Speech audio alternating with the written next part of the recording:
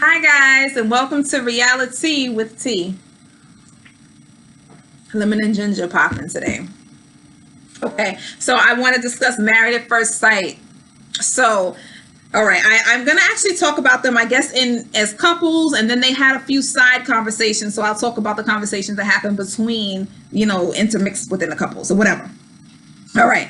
So let me start with Amelia and Bennett. And we love them, love them, love them. But I think I said this a few times in the last reviews. It's not going to be as smooth sailing as we think. So some things are coming up. And I think that they're still smitten and into each other. But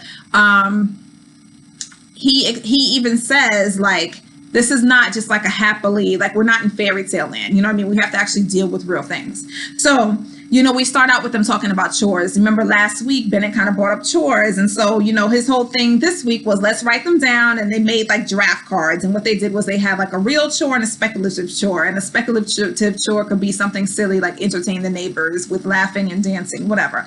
I don't know. So either way, the whole point was for you to pick the chores so that they would each know their chores. And these things would get done around the house, because right now, I guess the house is nasty. I guess Amelia is kind of messy and nasty, and Bennett is not. Because remember, he lives in a tiny house, so he's pretty tidy.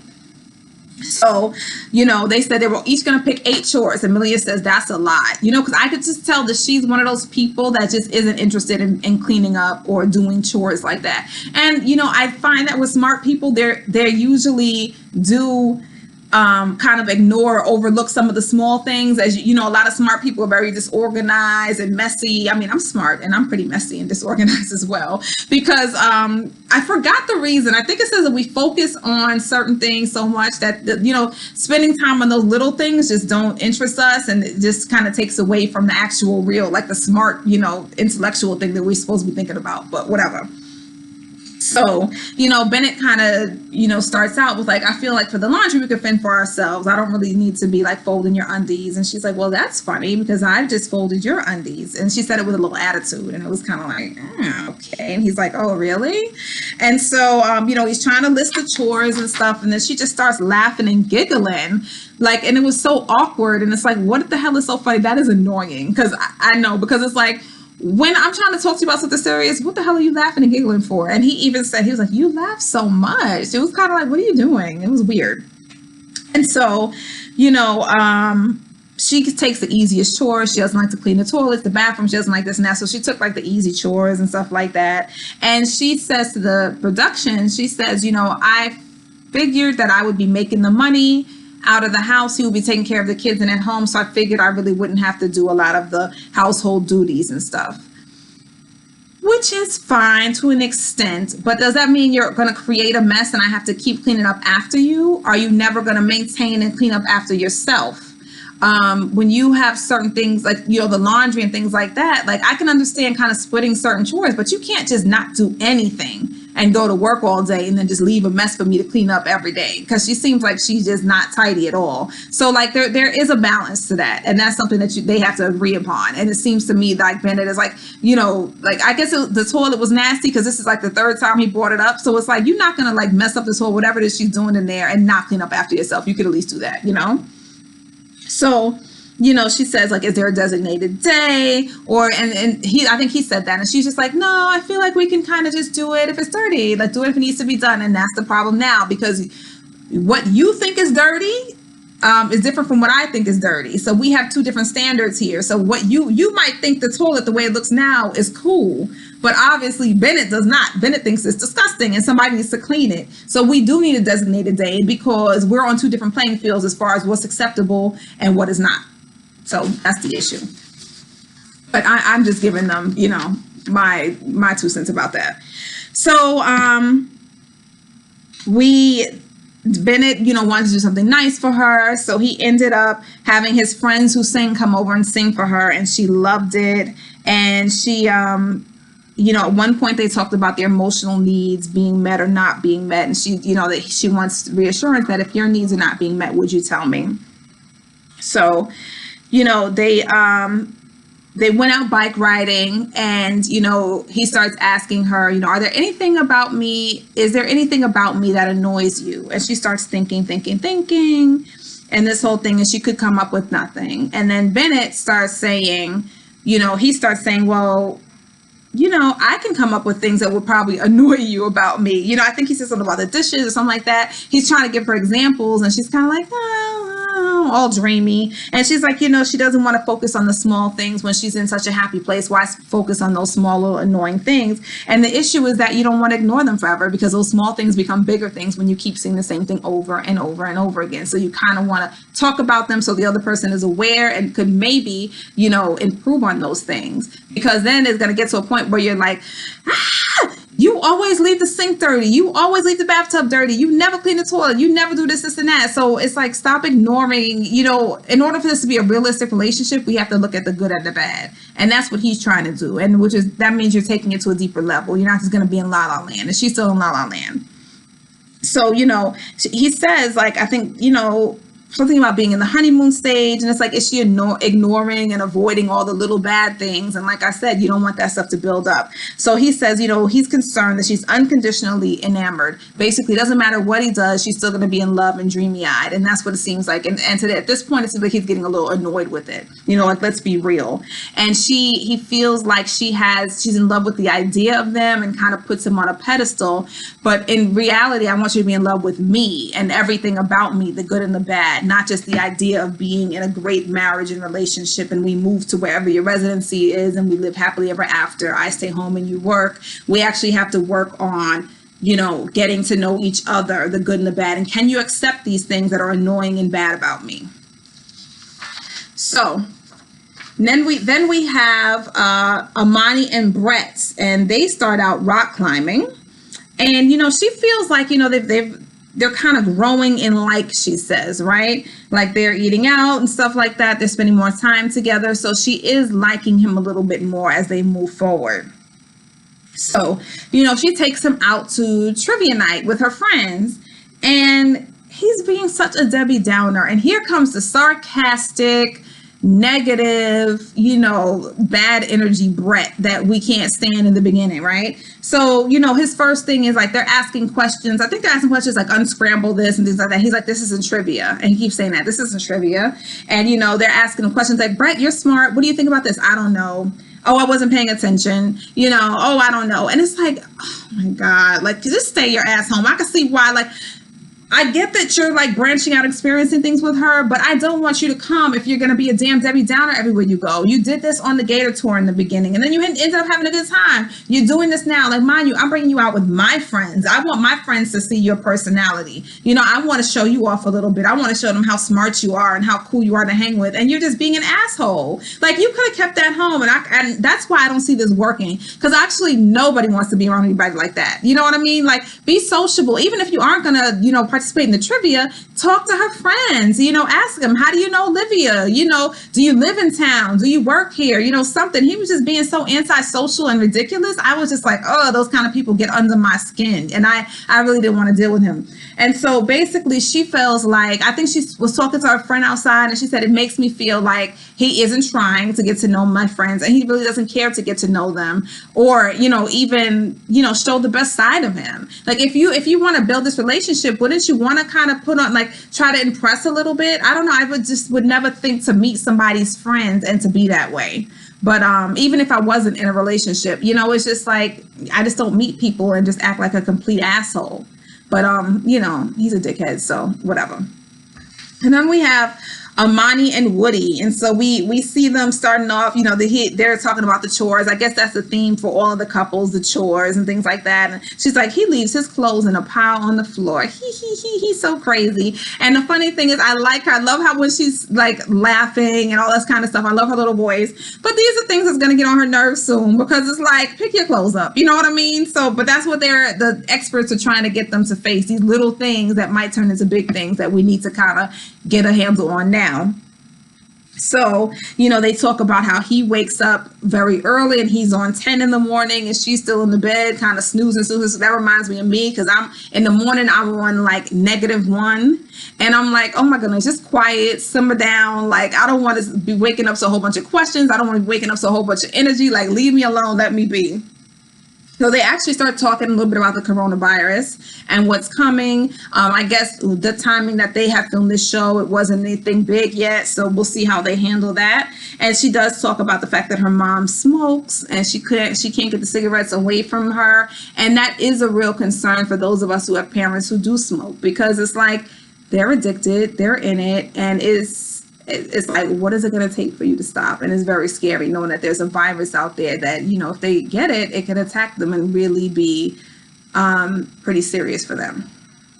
So they start having a conversation about whooping kids, which is what we say when we talk about corporal punishments. And that's the way, and especially down south, they say whooping a lot, because when a kid does something bad, you spank them, you hit them with anything in your hand and the whole thing. And Woody says, yes, I do agree with spanking. Not whooping your kid's ass, but I do agree with spanking kids because they need to learn a consequence for some of their behavior. And she says, I believe that I don't agree with that. I don't think that you need to whip or hit kids in order to teach them. And she gave him the scenario of, you know, don't you say your kid's in school? He works in, I think in the school, maybe he's a teacher. Don't they listen to you without you hitting or beating them? And he said, yeah. So she said, why would you do that to your kids? And he said, oh, I never thought of it that way. So he's open to changing his mind. But she says that is something that would cause me to think of a divorce. If you are still on the page of we need to whip or hit our kids in order to discipline them. And I completely don't agree with that.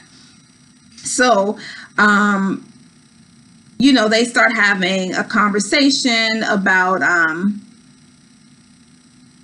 oh, wait, no, that's Woody. That's Miles and Karen. Okay, so let me go over to them because they had a few different conversations happening. So Miles and Karen, let's get to them.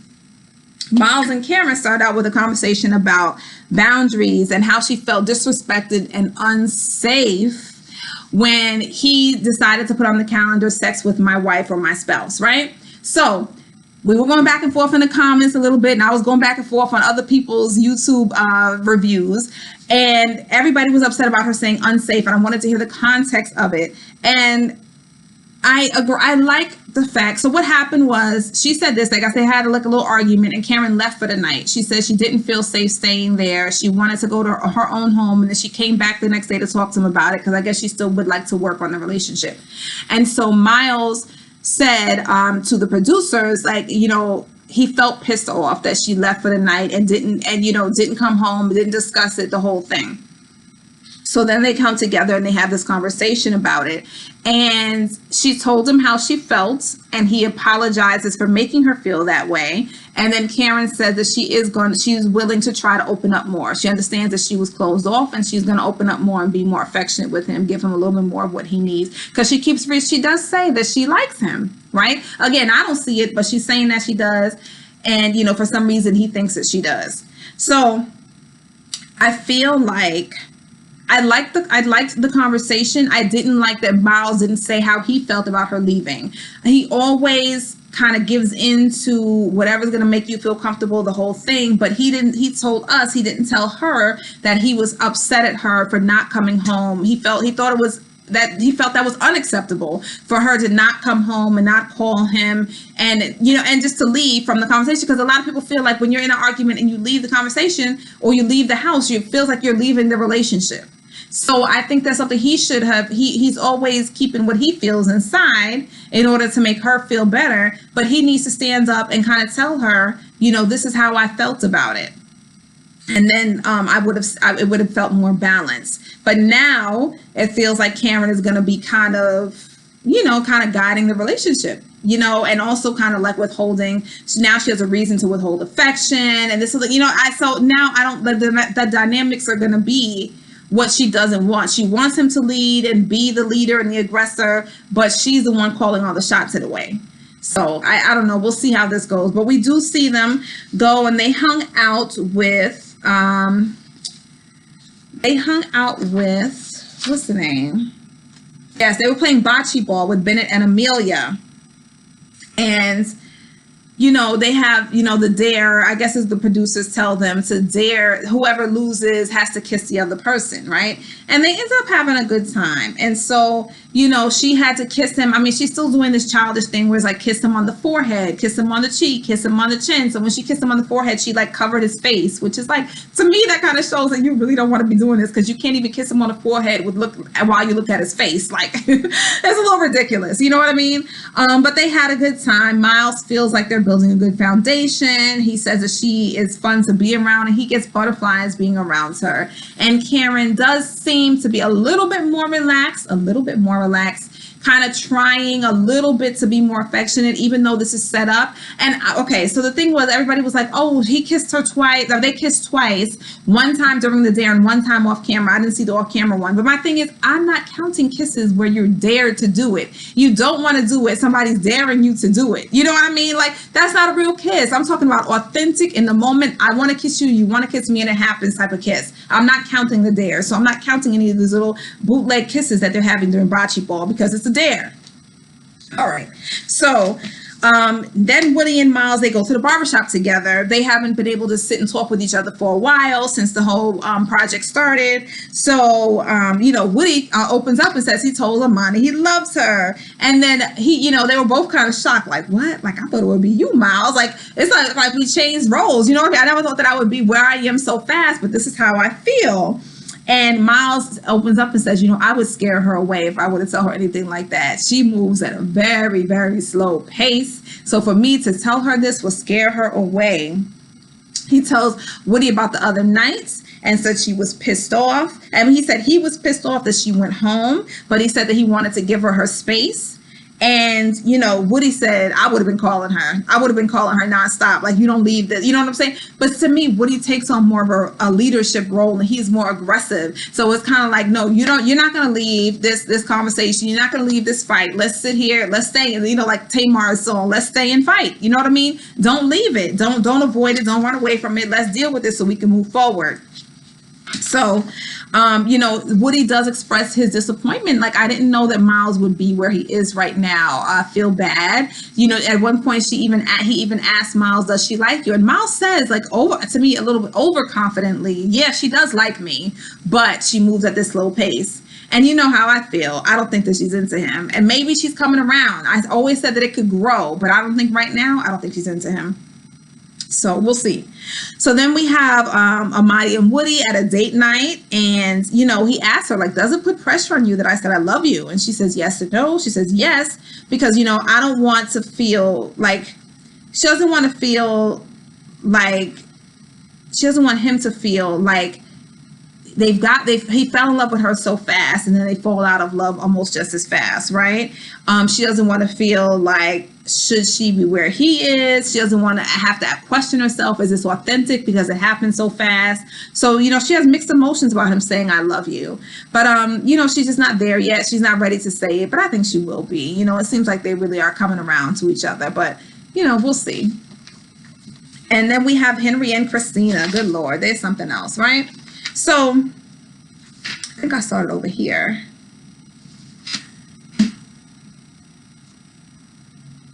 Let me start with, okay.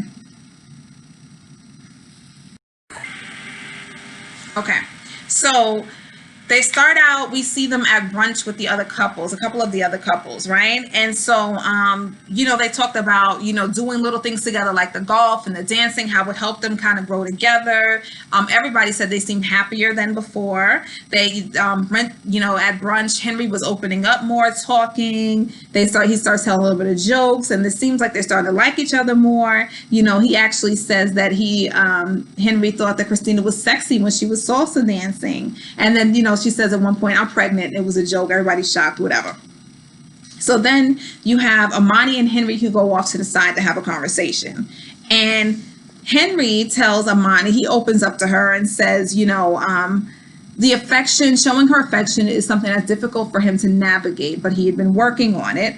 But, honestly, he said that I think she asked him about the deal breakers. And he says basically her rudeness to production, what he was calling impatience, is a turn off, is unattractive, and that is a deal breaker. And I understand it because the way you are, they always say you can tell you can tell about a person's personality by the way that they treat the people who are not, or mean nothing to them, kind of, in a way, or something like that. Like the way you treat waitresses and, staff members in different places, maybe a maid in a hotel, shows who you are, whatever the quote may be, right? And the way that she is, even though she may not be that way to Henry, it's a bad personality trait. You don't want to be around somebody who thinks that they're more superior than other people, puts other people down, rude to other people, and the whole nine, right? You just don't. Nobody wants to be around that type of person. So he says to Amani, this would have to resolve itself, or it's just a no-go. He's not gonna stay in this marriage with her.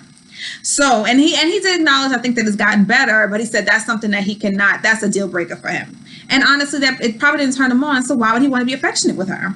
So then Amani meets with Christina a little bit later, and she tells Christina, he said that the rudeness or the impatience is a deal breaker for him.